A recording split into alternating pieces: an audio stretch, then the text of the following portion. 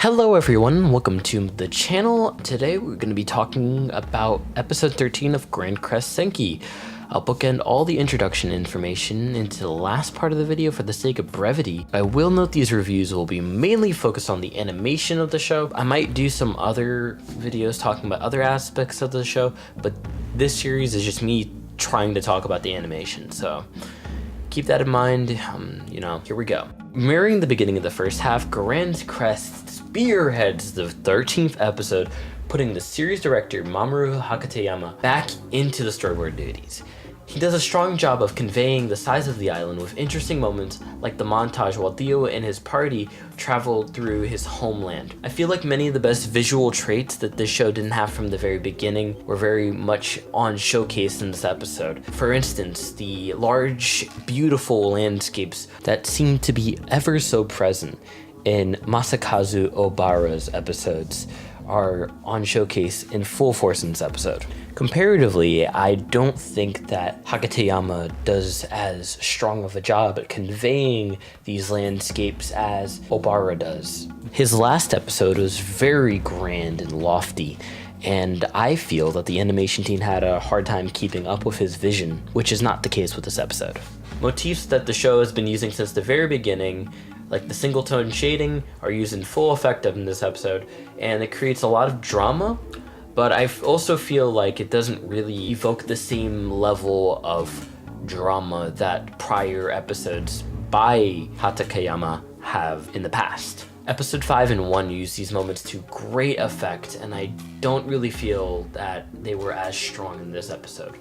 And I would say that's the only negative about this episode. The structure of the episode lends itself very well to a one-off story or the beginning of a new arc, which this is definitely setting it up for. Theo's homeland feels a lot more grander than I think it should be. In many moments, it feels that the land on this island is larger than the main continent, which showing all these different kinds of landscapes and the numerous towns they traverse on their journey. I think this would have been more at home when Silica and Theo were traveling around in the prior episodes, but it's appreciated nonetheless. I was really impressed with how that was portrayed and how intriguing that was. I think that it was really impressive how they pull that off. One moment I want to talk about in greater detail is the moment when Theo goes back to his hometown and tries to appeal to the citizens of this town.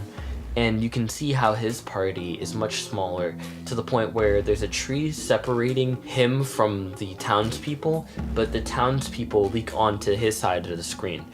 I think that this pan is really clever, and it really works to create the size of the town and how many people he has to persuade. It's very notable that the action director is somebody who is listed as the main animator. His name is Kazunori Ozawa. You would know him for his work on Konosuba, you would know his work on Beatless. He's worked on this series prior, and he's really well known for his effects animation. His stuff is really impressive.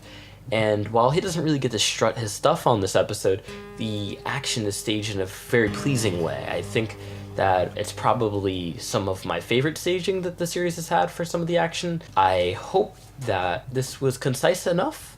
To sum this all up, this outing was a lot grander and epic than I actually thought this would probably need to be. The next episode feels like it's struggling to kind of match that level, but the key animators really do put out enough for that to feel consistent. And I'm just more curious about how it'll feel once we get off this continent.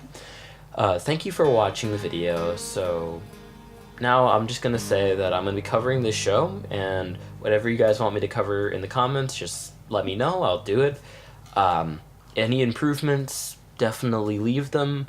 This is just like a work in progress, and thank you. I hope to see you for me covering the next video, like the next episode. Thank you. Goodbye.